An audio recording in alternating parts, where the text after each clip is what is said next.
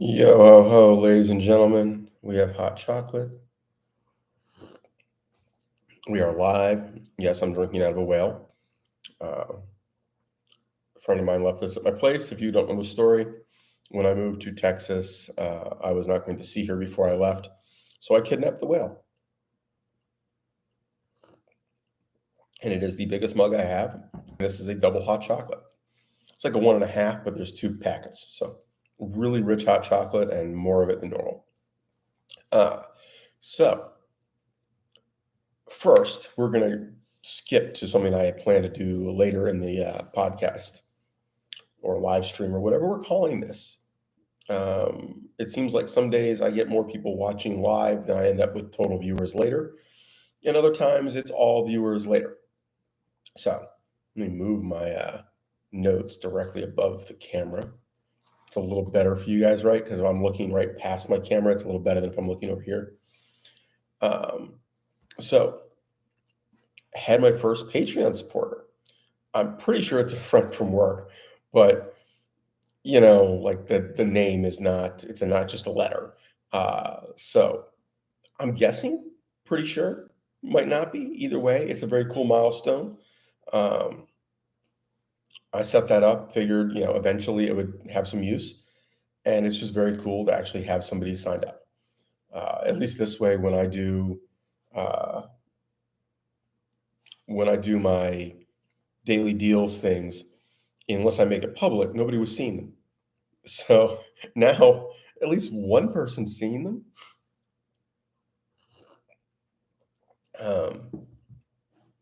And I'm sure she's sharing them. When she sees something she likes, she'll share it. No, not my coworker that I work with at the bow area, the archery area. It's just somebody in another department. Anyway, that is that. It's just very exciting to actually have, my first. My eye is like twitching. My first Patreon person. I think I got something in it while I ate dinner. I got splashed a little sauce and now it's irritated. I had a spicy pasta sauce with sausage and onions and some garlic and all that jazz over angel hair. Because that way I can use the rest of the sauce tomorrow when I get home from work and want a quick dinner. I've already got the sauce made. I just need to, boil some angel hair for 2 minutes and we're good. So, other news. Let's see here. Stupid Biden stuff. None of this is news. None of this is like, oh my God, new shit. Just what the hell, man? Like, how can they be this clueless? You're supposed to be running the country. You are the chief executive officer of essentially the most powerful nation on earth. Whether we're the most influential, whether the leader of the free world or any of that BS that used to be true, I doubt it. But we're still the most powerful nation in the world. And apparently our president, instead of mean tweets, we get stupid ones. And he tells them to the press directly, rather than being, Mr. President, it would be really nice if you would proofread, if you would make sure it's a coherent thought before you hit send at 3 a.m. while you're on the shitter, which I'm pretty sure is how half of the Trump tweets happened. So, yes, Biden apparently thinks 9mm is super powerful and blows the lungs out of you, and is totally unsuitable for self-defense or hunting, and is not something civilians need. We're going to ban it, apparently.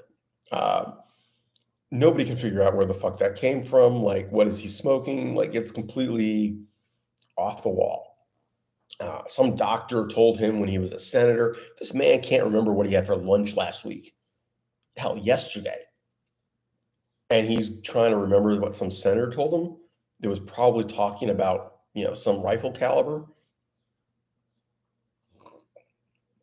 But seriously, if you want to this has been my opinion for ages. It's the opinion of almost everybody involved in firearms. If you want to talk about gun control, at the very least, understand what it is you're talking about.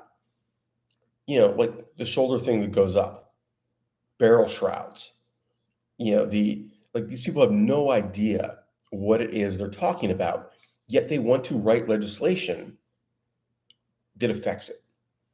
And at some point you go, you are not competent. You are simply not competent to be doing this. We don't care what you write because you are not knowledgeable enough for what you write to have any standing. If you can't describe what it is you're banning well enough that the world doesn't laugh at you, then your ban is meaningless. We're ignoring you. And that has been the case for decades. They write these laws and they honestly have no idea about the items they're regulating. And for example, the 2 shotgun blasts off your balcony from your double barrel shotgun. So you're going to commit in Texas a Class A felony, reckless discharge of a firearm in the city limits, any city over 100,000 people. And this doesn't stop other smaller jurisdictions from passing their own rules, most of which do. That would be a Class A misdemeanor, because you are not in control of where those pellets go. Now, obviously, if you fire a shotgun into the air, when the pellets come down, they don't do a whole lot of anything. But still, you were not directing them. You could have shot a telephone line. You could have shot a power line. You could accidentally be shooting your neighbor in a 3rd floor window. You just don't know because you didn't pay attention. You didn't think this through. You just fired 2 shots into the air. Now, my add-on to this is, and at the same time, you emptied your shotgun during the middle of the start of a home invasion. So now you have an empty shotgun. You have not shot even at any of the bad guys. You've committed a misdemeanor and you've emptied your ammunition. So now you've got to reload before you have to defend yourself with your shotgun. This is not an intelligent thing to do in any context. I can't find a single scenario where this makes sense. I mean, I can kind of buy the, racking your 12 gauge pump, scares the bad guys. Yeah, I mean, it's a fucking intimidating sound, right? I mean, that if you're coming down the hallway and you hear that, if I'm the bad guy, I'm at least going to hug the wall. I'm not going to be in the middle of the hallway. But I may leave. I'm a rational human being. Like, I don't want to deal with a shotgun at close quarters. But hopefully you are racking it to put a round in the chamber, because if it doesn't scare them away by just making a noise, you're going to need your shotgun. And it needs to be loaded.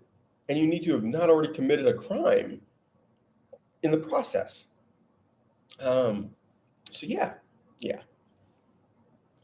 Personally, I think that you should already have the shell chambered in a full tube and not be fucking around like that, because now maybe the bad guy just starts shooting through the door, right? I mean, why are you making threatening noises? You are not the bad guy. You are not supposed to be making threats. If you are going to do something with a firearm in a self-defense scenario, that thing should be to stop the threat. And making a scary noise is not your best solution. But it's certainly better than 2 blasts off the balcony. And who the fuck goes out on their balcony in the middle of the night? Probably not dressed. And I don't know about you, but I sleep in my boxers. I'm not going to get my shotgun. I mean, in my place, I'd have to leave my bedroom, which would then put me in direct view of my door, to go out of my balcony, to fire 2 shots, to come back inside. Hopefully they didn't shoot me in the back while I was facing away from them, whatever. So, yeah, it's a stupid thing. But this is also the man who believes that cannons were never legal in private hands, even when the Second Amendment was passed. But meanwhile, they're still legal in private hands. And, well, I wouldn't say popular, they are not uncommon, in the sense that if you go to any particular jurisdiction, you can probably find several individuals who own cannons of some sort, whether they're reenactors, whether it is a golf course using them to scare birds off the course, a marina using them to scare birds off the boats, somebody like Battlefield Las Vegas, or drive tanks using them to entertain people and give people an experience they otherwise wouldn't have. They have modern artillery. Like, I mean, maybe not the latest and greatest, but they have modern artillery, perfectly legal. Our revolution against Britain started with privately owned cannons. The Continental Army didn't have their own cannons until they captured them. So, I mean, we didn't even have the Continental Army at that point. Like the first few conflicts after the Green didn't involve us having cannons until people brought their own. People out in the boondocks had cannons. Not all of them, not common, but they were a thing. If your mining business, or your logging business was worried about Indians, because remember, the French and Indian War was not so far gone. If you were dealing with the French in a remote outpost and the Indians in a remote outpost, you certainly might have had some cannons. I mean, why would you not? So yeah. Another idiocy where he's talking about something and threatening to do something that is unconstitutional, and he literally does not understand even the bare basics of what he's talking about. This is our president, gentlemen, ladies and gentlemen. If I've got any ladies watching, it says I have one viewer, but I know that's usually wrong. So the next one, this one is possibly my favorite, and has been true of a number of his nominees or choices for positions, because he's supposed to be uniting, right? That was his thing. We're going to bring people back together. But he has consistently picked people for positions that are extremely divisive. These are people that one side of the political body absolutely considers terrible, horrible people. These are people that are the antithesis of uniting. So who is he trying to bring in as his chief of staff for the White House? Has he chosen somebody who is eminently qualified and without scandal attached to them, stellar reputation and ethics and morals, that will uphold the fine traditions of that institution? Because keep in mind, it's not his chief of staff. It's the chief of staff of the White House. Honestly, I don't understand why he is picking them, but I understand he lives there. It's in the president's home. So, okay, I'm not against the idea. I just don't, to me, the chief of staff of the White House should not be a position the president is choosing. Like, I would expect him to stick around longer than one president. And maybe they do. I'm not, maybe this is simply that, the person finally retired and whoever's the president appoints the next one. But the person he's chosen was Harvey Weinstein's supporter, as in like advisor and advocate for Harvey Weinstein. Yeah, the rapist, the serial rapist who's convicted. Yeah, that's who he's picking. Great choice. You couldn't find somebody who was not supporting a serial rapist? Come on, really? I mean, what's next? You're going to pick out an Epstein, guy or gal? Ghislaine Maxwell is your new advisor on sex trafficking? I mean, at least she's got some experience. Come on. I mean, speaking of which, are we ever going to see any results? They put her on trial. She named names. I mean, they interrogated her for like 6 months. What is going to happen? Could somebody else get prosecuted? Maybe, please. Just saying. I mean, I understand most of them are currently sitting in Congress and they're hard to prosecute. Right, right. I mean, some of them were saying we're going to leave him in power, and other ones were trying to murder him, and they weren't always communicating very well. And yeah, have you been watching People Profiles on YouTube? It is a new YouTube channel. It's a couple years old now, I think. Does really good biographies, and they've got most of the significant Nazis and World War II people from both sides, but they really did a great job on the Nazi Party, um, and very interesting stuff. They cover stuff that is not normally covered because they cover them from basically childhood, and they're not looking at it in the perspective of this horrible Nazi. They're looking at it as who was this person? Uh, Hang on, let me look up who the account is. It is The People Profiles is the YouTube channel. So The People Profiles. It's a biography channel, but it's basically like I don't know if he's retired or not, but he's a professor and a crew helping him do research and put the videos together. But I mean, if you told me this was the History Channel from 10 years ago or 20 years ago before it became Ancient Aliens, I would believe you.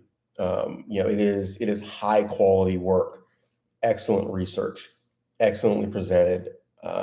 I basically binge watch it. I'll pick an era or nation and watch. I mean, he's got most of the British kings. I mean, even before it was Britain, most of the English monarchs. I think they're working on the French monarchs now. Not that there's not any overlap there. Hello, Motivator, or Hey Motivator, or however you want to be named. So yeah, I mean, it is ridiculous to me that these people look at it and go, "Yeah, this is a great choice," and you look at the person, and you go, "This person is so poor as a public relations issue, as a just there's so many problems with putting this person in that position that you couldn't find somebody better. Come on, I don't care how competent they are. Like there's somebody who is not going to automatically be disqualified on grounds of ethical, issues. Um, it was like putting Chipman in charge of the ATF. Are you kidding me? Like, he's a scumbag. He's literally a piece of shit. And you want to put him in charge of the agency that regulates something that he is actively involved with against. Like there's no conflict of interest there.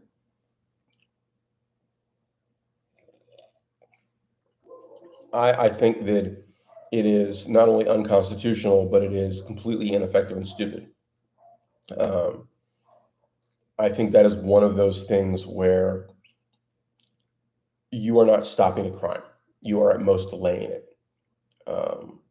Because if somebody is intent on committing murder that day, that's not going to stop them. Just not. And it has actually cost lives because people who were being threatened have been unable to get firearms. There are multiple cases where women were either killed or seriously injured because their crazy ex, whether boyfriend or husband, was threatening them. And they lived in a state where it was very difficult. Yeah. And like would it have stopped him or would it have just been 2 days later or a week later? Like that's the key. Or would he have gone and said, okay, I'm planning to do this on day X. I need to, buy that gun, 1 week ahead. Like it doesn't do anything except delay or make them start earlier.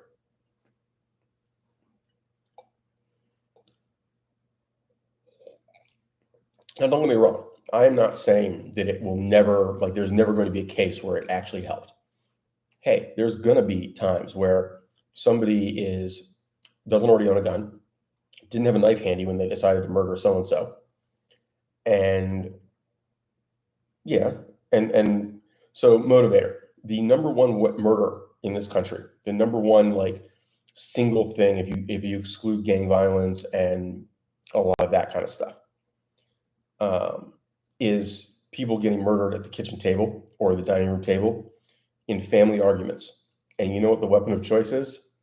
A steak knife or a carving knife, because it was right there. That's how people get killed. When you talk about domestic deaths in spur of the moment, if you're not talking about somebody going upstairs and getting the gun they already own and shooting somebody, that's usually how it goes. But I'm not saying it never would work. I'm not saying that would never help, because yeah, somebody cools off in the week it takes them to get the gun. Or, I mean, the black market exists. It's not hard. It really isn't. And then there is a ripple effect, because in order to have a wait period that actually does any good, if we're arguing that it would save lives in this context, which I think is irrelevant to the whole greater issue, but for sake of argument, you have to ban private transfer, and then you have to have some way to enforce that, like actually keep it from happening. That is physically impossible. If somebody comes up to somebody else that they know owns firearms and says they want to buy one, and that person's willing to sell, if they choose to ignore that law, how are you going to stop them? I mean, you could argue that their buddy won't go along, but we're not talking about their buddy. We're talking about the drug dealer they know. We're talking about the pimp they know. We're talking about the career criminal they know. We're talking about the fact that people who act like that are generally not normal everyday people. People with that kind of impulse problem, they are not your average day-to-day person. Like your normal people do not have that kind of impulse control issue. That is just not normal. In fact, I would argue that gets to the root of the real issue, which is mental health. Somebody with that poor impulse control has mental health issues, and they probably don't have just that. That we can call it a temper if you'd like, but it goes way beyond that. I have an absolutely wicked temper, but my temper doesn't rule me. I know I have a temper, and I will absolutely, if somebody pushes too far, tear into them. I will be swearing at them. I will call them whatever, is in my head. If they're being a complete dick, I'm calling them a dick. But that's a big step from physically assaulting or killing them. I've carried a gun regularly. I don't carry up every day anymore now that I'm in my particular location. I don't feel the need when 2/3 of the population is walking around armed. You know what? One more gun is not a big deal. But I carried a gun on a regular basis most of my adult life. I have absolutely been livid with multiple people. I have had people take swings at me. In none of those circumstances did I ever even consider shooting them. I have considered that I may have to, if the circumstances progressed in a certain way, like that may be a required option. But like my temper was never part of the equation in terms of doing something to them in that regard. I mean, there were people I absolutely wanted to beat the crap out of. I didn't, because I'm not an idiot and I'm not a, scumbag. But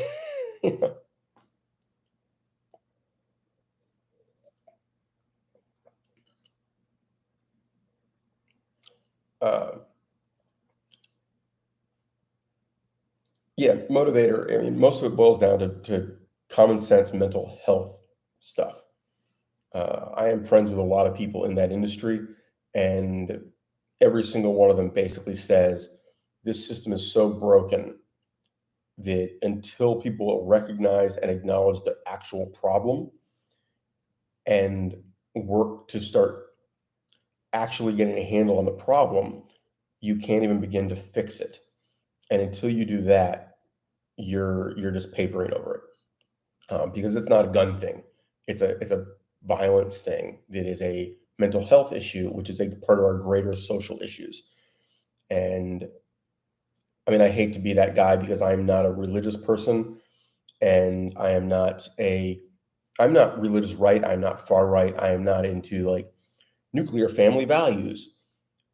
It's not how I live my life, but it has value.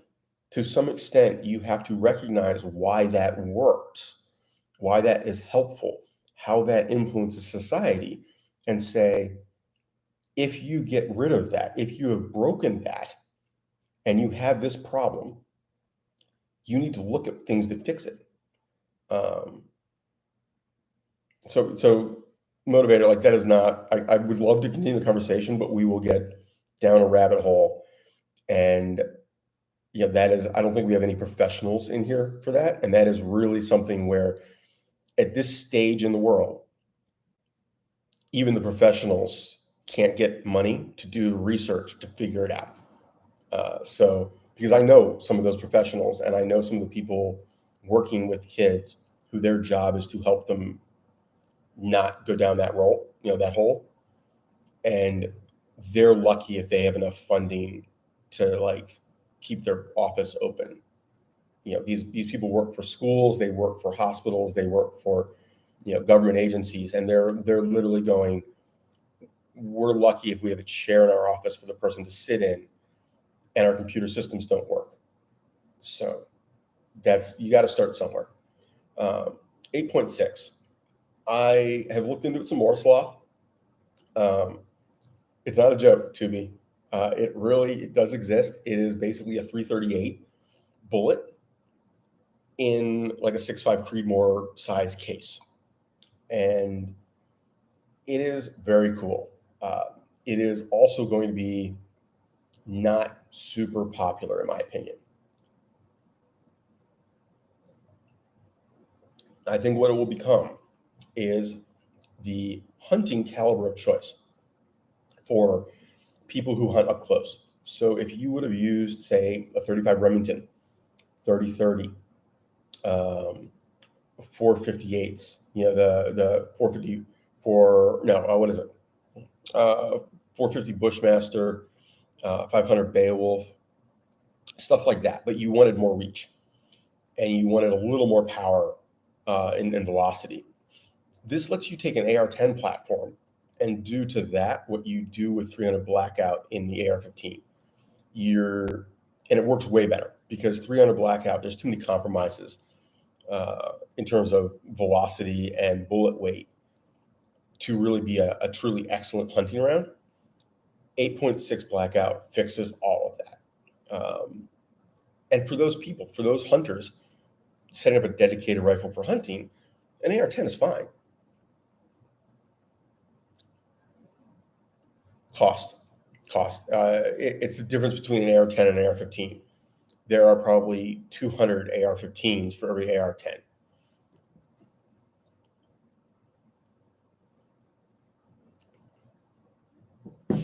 So I think it'll be something that'll be more popular than, say, is it 458 SOCOM?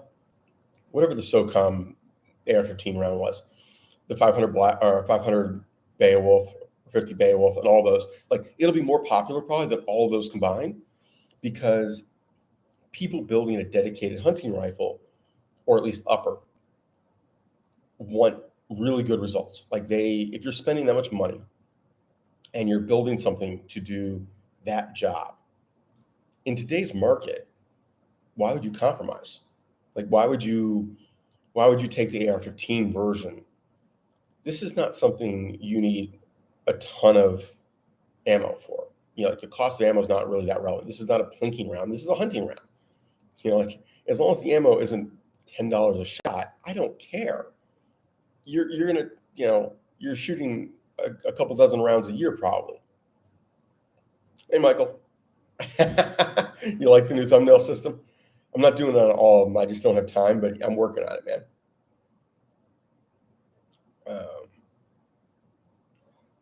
So the 6 arc is not a replacement for 6 Grendel unless you're primarily punching paper. 6 arc on small, thin skin game, fine.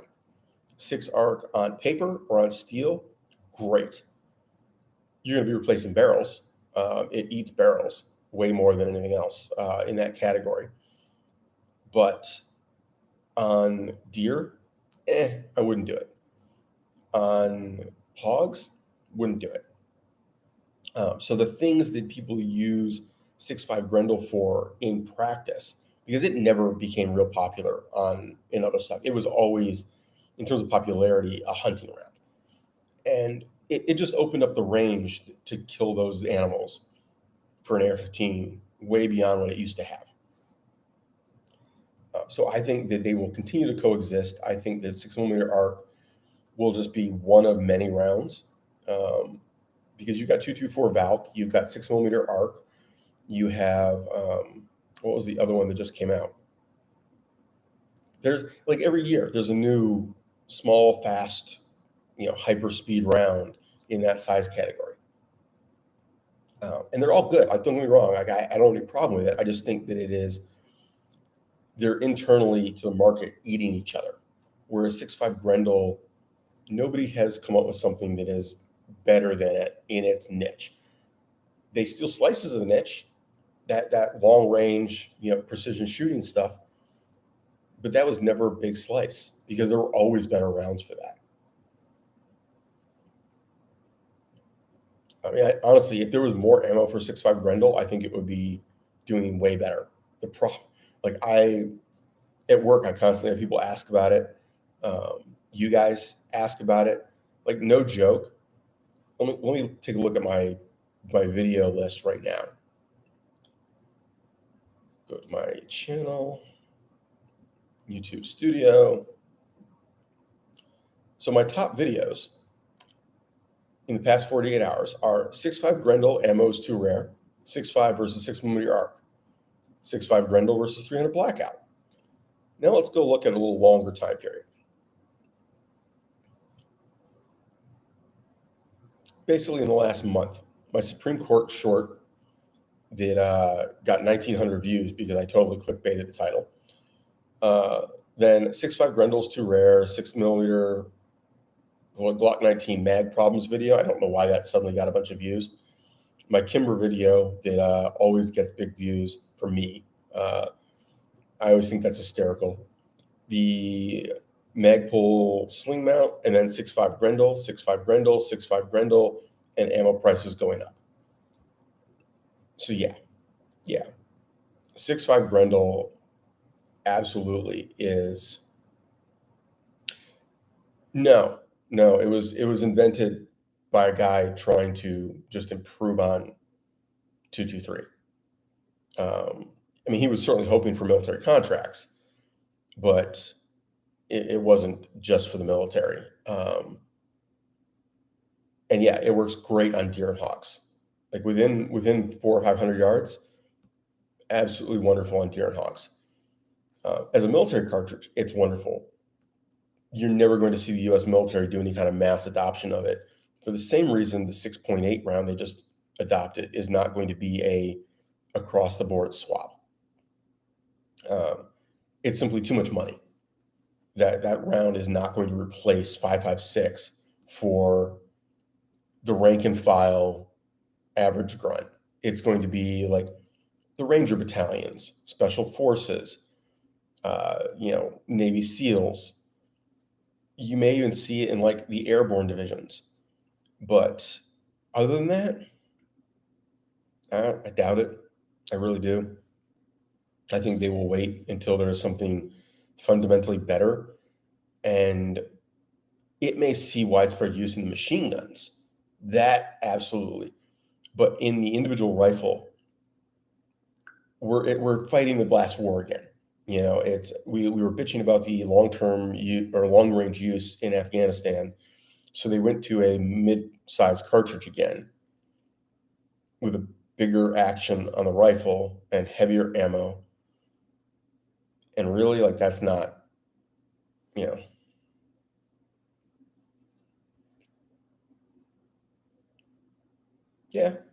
I'll check it out. My problem with 6 ARC is not anything about the cartridge. It's just that the niche it fills is one that is filled by many rounds in various ways, and there'll always be something newer and better and faster. Um, when your niche in market is your flat trajectory, this is not a niche you can ever hold for very long. And the beauty of the AR-15 platform is that if I want to replace my previous round, very often I just replace the barrel.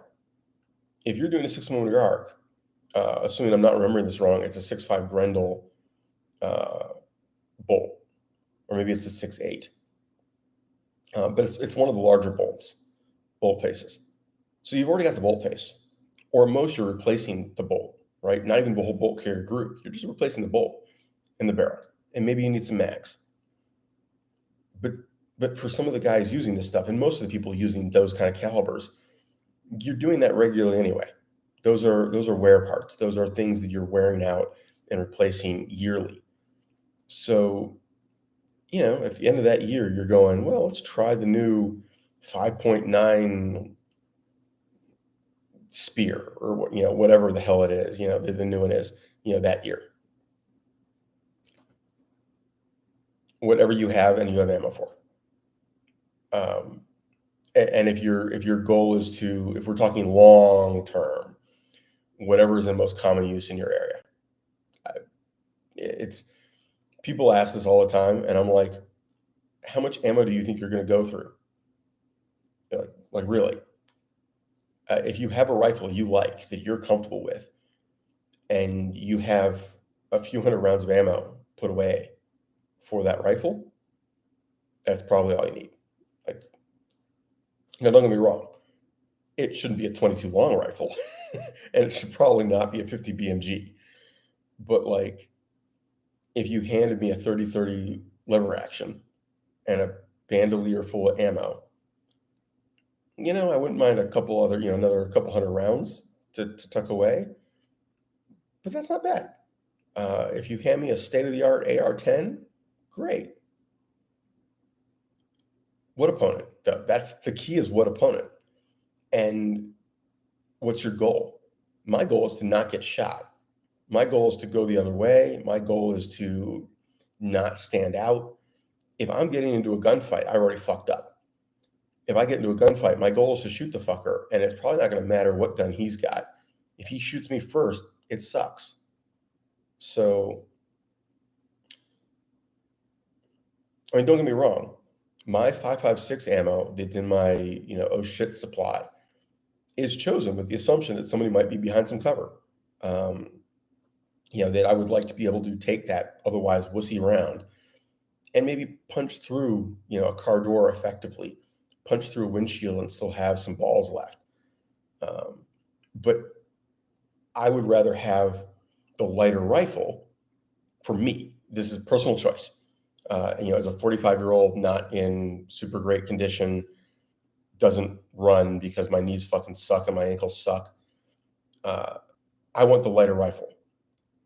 Now, if I was 15 years younger and more athletic and didn't have really bad asthma, I would probably be saying an AR-10, and having that 8.6 upper and a few hundred rounds of ammo stuck in the back of the closet wouldn't be a bad option, because then I've got the option of supersonic and subsonic.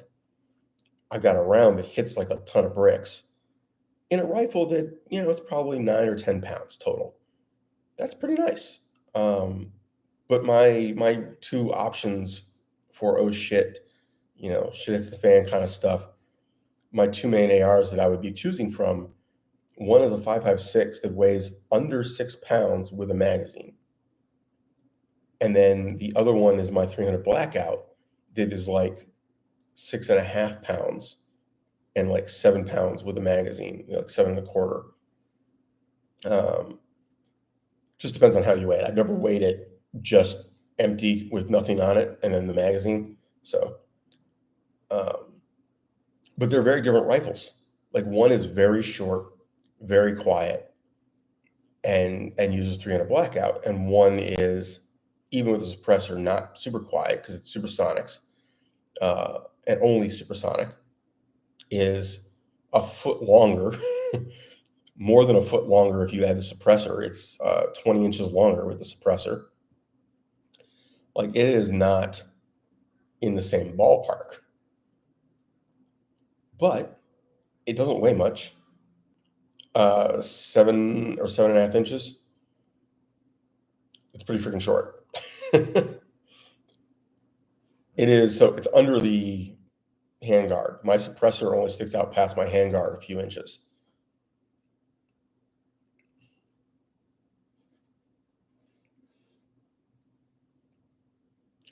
Motivator, you aren't wrong.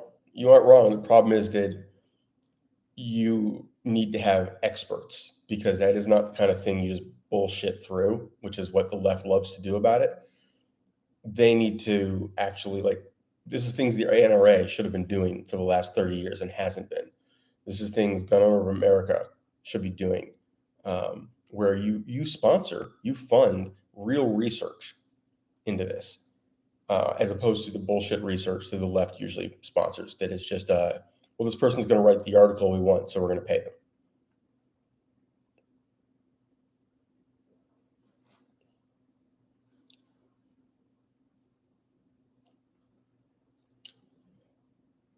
So I have no issues. Mine is pistol length gas, standard buffer weight, standard spring, carbine, all that in the back. And my gas port is adjustable, and it doesn't seem to matter. I have cranked it down to damn near closed, and it still functions with supers, and it still functions with any normal subsonics. My super wussy subsonics that I made, I have to have it wide open, and even then occasionally it doesn't feed the next round. That's my ammo. That's my hand-loaded subsonics. If I do factory subsonics or my not super marginal stuff, I can have that gas port nearly closed. I'm convinced that all of those things are so overgassed when you suppress it that it's not even funny, because it works. The total amount of gas that it's getting is not enough to be like crazy overgassed, but it doesn't need much. So even when you crank that down, I almost think it's like the initial velocity of the gas, not the total amount, because it's not a piston system. It's not filling the chamber and then applying pressure. It's literally that a wave of hot gas comes slamming back into the receiver and through that gas tube, slamming into your gas key. And I mean, it just seems to work. I have never had issues. I've had a 16-inch barrel one. I've got a 10.5 inch, and then I've got my 7 or 7.5, whatever it is. It's the Faxon Gunner short one. And maybe if they haven't changed it, that's the barrel. If they've changed it, it's the one from like 4 years ago, 5 years ago. But yeah, I've got a Aero Precision, I think, adjustable gas block, and I've got 2 of them. And because one might have been defective, but not both of them. I can crank it almost all the way closed, all the way open, cannot tell. But if you go a 1/4 inch too far, you have a bolt action rifle. And yeah, it's the pipe dream in Shit Hits the Fan is that, like, you're Lone Wolf McQuaid, and you're going to go through all this ammo and not be dead.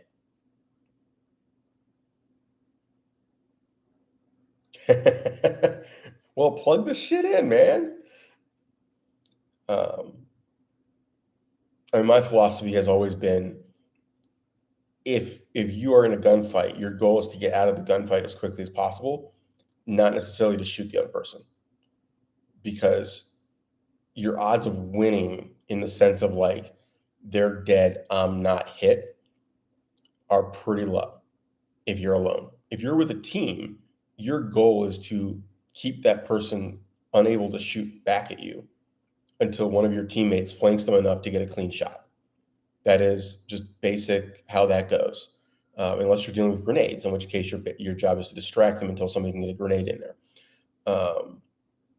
But yeah, it is teamwork. Is critical. If you don't have a team, your goal is to not become a target. because if you become a target, the odds are very good you're just dead. So your total ammo supply is not that important. The ammo hoard, like the ammo stash, the ammo fort, it's for times like this. It's for times when ammo's crazy expensive. It's for times when you can't get it. It's for times when they say, well, we're banning it, and you need to make it through until the next presidency when they unban it. Or it's just an inflation hedge. I mean, I'm shooting ammo that costs me a quarter of what it would cost me to replace, if not less. I've got primers that I bought for $25 a thousand, and now they're $100. That's just the primers. But yeah, I mean, my philosophy on shit hits the fan is that if you've got a couple hundred rounds for your rifle and say 100 rounds for your pistol, if that's your actual, like, I'm leaving my facility, my place, and I'm going out in the world, that's probably twice as much as you need. So see you later, man. Good luck. Keep me updated on that 8.6. I am really curious about how they actually work versus the marketing, hype. So if you actually get one set up, let me know. Oh, pickups. Okay, so we are moving on. I've got other shit here. Already the Patreon supporter. Archery content is going to be in addition to the regular content. I decided that it does not make sense to replace a video because it never does well right now. Like it's always teens for the views. So yeah, it's going to be there'll be 2 normal videos and then archery or fishing or whatever the fuck else. So yeah. But on that note, I tried another bow out at work. I mean, not specifically. I'm always trying bows at work. I set one up. I go shoot it. I set up another one, whatever it was, and I shoot it because I'm making sure they're dialed in at least sort of close for the people. And I was shooting a Bear Resurgence, which is Bear's like top tier entry level bow, so to speak, like big box store bow. They have the Paradox, but it's not quite the same. The Resurgence is kind of their fast, premium, big box store bow. It's a cousin of the Alaska, which is one of their pro shot bows. And it's a great bow. But several of the reviews I've read refer to it as a binary and bitch about the same things. It's like they all had the same notes and wrote their articles. And I'm like, it's not a binary, it's a hybrid. It's extremely quiet. It's extremely soft shooting, fast, but there's no, like, it doesn't feel fast. It just is fast. And none of them talk about the quiet or the lack of hand shock. They talk about the speed. They both ramble on about the fact that it's a binary. And I'm like, it's not. But just in general, like they talk about the fact that it is got great accessories for a ready to hunt package. And I'm like, they're the same shit they put on their entry level, like cheapest bow. Those aren't great. They're functional. Don't get me wrong, they work, but they're not anything special at all. And honestly, like by the time you get to that bow, they should have put something better on it. They do on the Trace HC, which is like another $100 and has a much nicer sight. So to me, they should have put something better. Like there's an in-between step between the two sites. They should have done it. I'm okay with Whisker Biscuit. I think that Whisker Biscuits are one of those things where in a hunting bow at non-Western hunting kind of distances, there's nothing wrong with Whisker Biscuit at all. I don't personally like them, but there's nothing wrong with them for that function. But yeah, I just thought it was very hysterical that a number of the reviews I read had fundamental facts about the bow wrong. And I think that what it is that the first guy shot multiple bows and then went back to his office and wrote the reviews and got them mixed up. And then other people were cribbing his notes because they used the exact same language. It was like they just copy pasted for half of it. and it was just hysterical. But great bow. It is very soft shooting, very minimal hand shock. Like if it was 10 years ago, this would be giving Hoyt, Matthews, and Bowtech fits, because I shot one of the flagship bows for Hoyt, and my first bow was one of their flagship bows from 12 years ago. Now, I bought it about 10 years ago, but a Hoyt Maxus 31. So it wasn't their top tier, but it was like the non-crazy pricing version. And great bow. Got great reviews at the time. It has all sorts of good stuff, right? Not as fast. 1/10 of a pound heavier.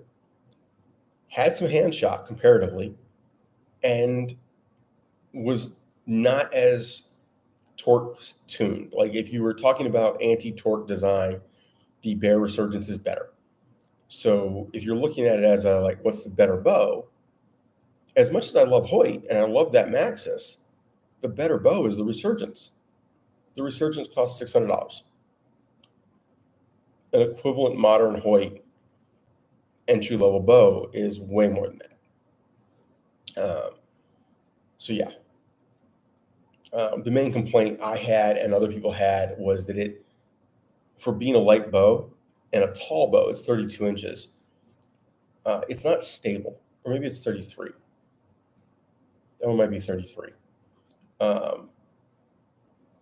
It's 32. I just looked at my notes. It's not super stable. When you're holding it on target, the float is kind of big for a bow in that size range. And it, to me, boiled down to the weight distribution.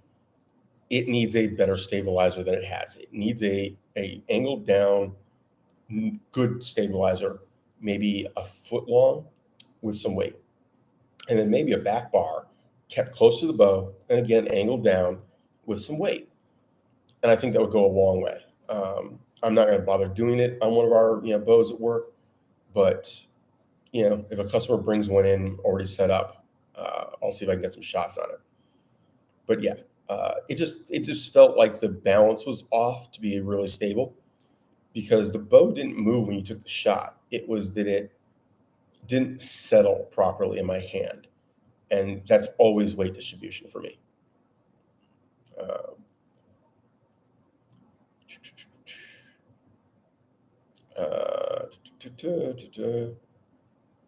Blah blah blah. We're gonna skip all that. My other big complaint with it was that as the person setting them up, Bear on some of their bows puts a little like notch where the arrow sits, and if the arrow's in the rest and it's tilted down into that notch, you can line it up with a string. So the knock is lined up to the string, and that gives you this quick and dirty center shot. It's not perfect, it's not like tuned, but you're not guessing where the actual mechanical center of the bow is, because it's very rarely the actual center of the bow. Bows, the cams are not perfectly centered in the bow. The mechanical motion is not down the exact center. So you're always kind of eyeballing it and trying to figure it out. And once you figure a bow out, if you don't write it down, you've got to remember that, hey, this bow, here is the right spot. And then you fine tune each bow from there. Well, their bow above it has it. Their two bows below it have it. Why the hell wouldn't you put it on the Resurgence? Come on. It's a little divot in the front of the shelf.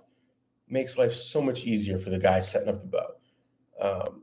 Like honestly, it probably saves a minute, 2 minutes of me putting an arrow in, eyeballing it some more, trying to tighten the rest, eyeballing it, because you're doing this and you're tightening things down and they move as you're tightening them. Having that divot lets you not have to eyeball it as carefully, because everything you need is right there. And two, you can hold it with one hand and tighten with the other, and not have it like out in front of you at a distance, because you're trying to look down the string, the arrow to the, out in the boondocks to line it all up. My pet peeves, it's just nice to have it. Bear is not like, Hoyt or Matthews, where they give you like a distance where you can measure and go, yep, to center my rest, that far from the riser, boom, done. Bear doesn't do that. It'd be nice. They don't. And I think they don't because they also don't know how badly tuned the cams are going to be and how much you're going to care. Because if you don't dial all the cam lean out, you've moved the string, which is the moment of effort, off by whatever that amount is. And they come out of the box not lined up. Anytime somebody tells you that those packages from any of the companies are ready to hunt out of the box, they're bullshit. They require setup, and they require setup on a bow press, because there's always going to be something that needs tuned that is not something you can do without the press. Mostly timing and yoke tuning. And it is what it is. They just, they don't come out of the box ready to go like that. So it'd be nice if they did. I know that even Hoyts don't. I don't know how Matthews has been, but given the fact that even Chris B had to set up his Matthews, he did them on video this year, and he works for them. He's one of their pro staff, right? And they sent him a bow, and he's setting it up, and he still had to change top hats. He still had to do the whole thing. So it isn't just because it's an economic bow. Premium $2,000 bows still need this done. What else we got? So a project I started working on is a app, for lack of a better word. It's a program for, hopefully at some point, iPhone, Android, iPad, anything like that, where you can track, you can put in your guns, put in your ammo stash, put in your range trips, and it's not cloud-based. This is on your device, staying on your device, not putting this out into some cloud-based system. And you can put as much detail as you want. So if you just tell it, I've got these 3 rifles that I normally use at the range, these 3 pistols I normally use at the range, and I'm ignoring all the other stuff that I've got. That, whatever you want to use it for. But it would let you say, okay, I'm going to this range, today's date. If you want to put in the weather conditions, anything like that, stretch goal is that it's automated. You can tell it, check local weather, and it uses your geolocation through the phone and pulls the weather data and it imports it. I don't know how to do that yet, working on it. But it lets you create a trip and then tell it, I brought these guns. And then as you're shooting, you go, okay, that gun, and I just fired 3 magazines. Say it's an AR, so it's a 30-round magazine or a 20-round magazine. You can pick which ammo you're using and go tap, tap, tap. That was 3 magazines worth. And when you close out the trip, it will then increment that gun's round count, reduce your ammo supply by that amount, and mark the gun as dirty. And just a convenient way for people to keep track of which guns are getting used, how much you're using them, how much ammo you've got tucked away. Because I know, at least for me, it's a pain to keep track of. You forget on a trip, and how much ammo did I use? You maybe forget a couple trips, when you're trying to keep track, if you've got a spreadsheet or something. Because I put ammo into the box that I take to the range. I don't shoot all of it. I kind of check the box. Yeah, I've got enough ammo for this trip. Good to go. I go and I shoot. I'm not keeping track of exact rounds.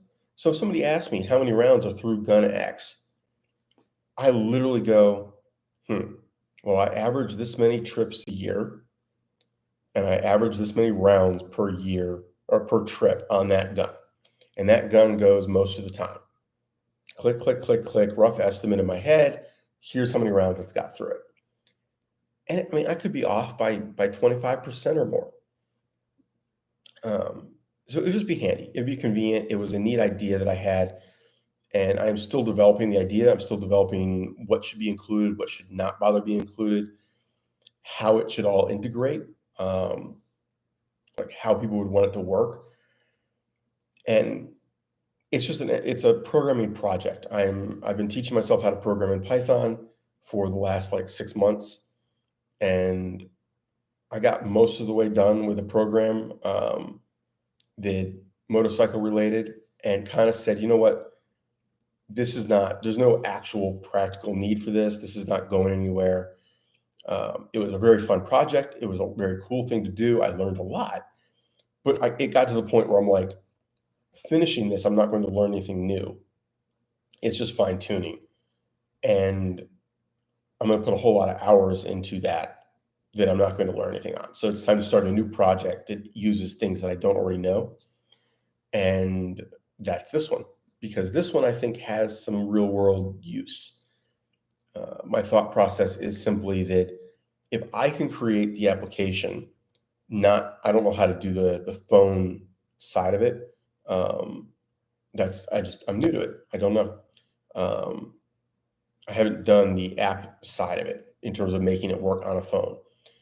But if I can make it all work in the programming environment and have it laid out and have a general setup for the interface, the user interface on the graphical side, I can then license that to, say, a Hornady, a Sierra, a Midway, somebody in the industry who would love to market that app. They would love to polish it up, put their branding on it, put it out.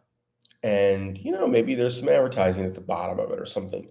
But the key is that, from my perspective, the user data of the guns, the ammo, your trip count, your trips themselves, none of that is going to the cloud unless you send it to the cloud.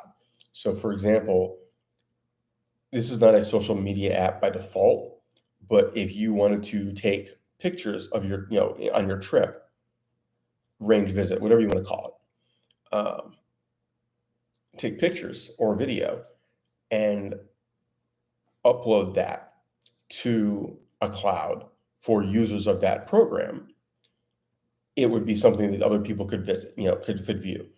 But that your records are always kept secure.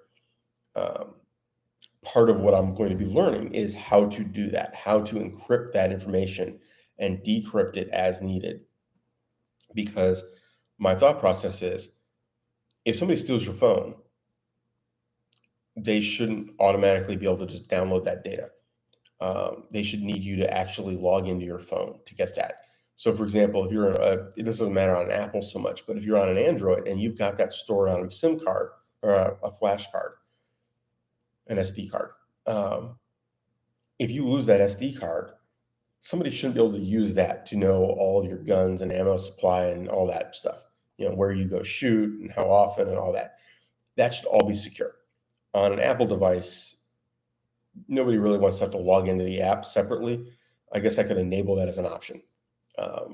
But really it's people logging into their phone and everything decrypts as necessary.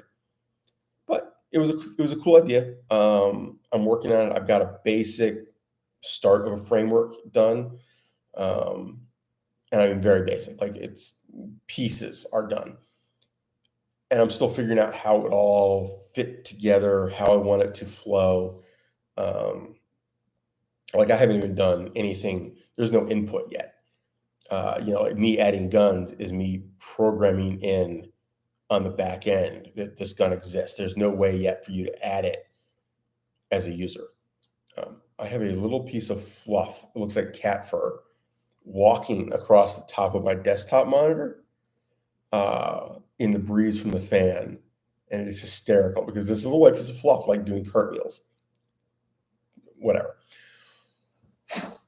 There you go. Goes flying. Easily amused, I know. Squirrel. But yeah, so that is my project ongoing these days. That is what I've been working on, other than work, this channel, personal stuff. Um, so if anybody is a Python expert, you know, maybe you could let me know and I'll hit you up with the occasional question. I'm particularly interested in like Kivy. How the fuck do you really use this? Because setting it up to work in Kivy on a Mac or a Windows machine seems to be a freaking nightmare. I'm not Linux based. All the freaking guides that actually work are Linux based. I don't have a spare machine to set up as Linux. Not dual booting either of these guys. Like I'm not farting around with them. So yeah, um, it's on my list. I wouldn't mind doing the third machine. I tried to do my old laptop as Linux, but it was too, let's just say, no modern flavor of Linux liked that computer. Um, Stupid stuff. Like it would go to sleep and it would not wake up, but you didn't just have to reboot it. You had to like force it to power off, unplug it, let it sit for a minute, plug it back in, reboot. Why? You know, like, so anyway, gonna call it a night. Ciao, guys. Thank you. We had a great live. We had a bunch of people here talking. I would love to have it go this way in the future. Um, for Hey Motivator, yeah, I mean he's a little rabble rousing, but it was good stuff. He's not asking questions that we shouldn't be asking. So guys, if you are tempted to give him a hard time because you think he's a plant, I don't care if he is. The questions he asked are questions we should be having answers for. Those are things we should be working toward. The fact that the NRA has failed us to such an extent that research has not been done, that they weren't sponsoring research into dealing with this issue. And they're leaving it to things like the Southern Poverty Law Center and Handgun Control Inc. and Bloomberg. Come on. You think that's honest research? Really? I mean, can we get something of our own? But anyway, going to call it a night. I got stuff to get done. So thanks, everybody.